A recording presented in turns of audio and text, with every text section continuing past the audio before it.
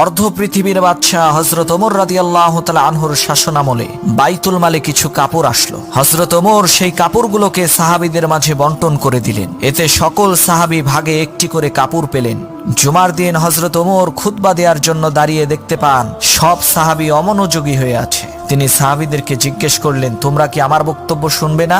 সাথে সাথে হযরত সালমান ফারসি রাদিয়াল্লাহু তাআলা আনহু দাঁড়িয়ে বললেন, না আমিরুল মুমিনিন, আমরা আপনার বক্তব্য শুনবো না। হযরত ওমর বললেন, কেন, কি হয়েছে?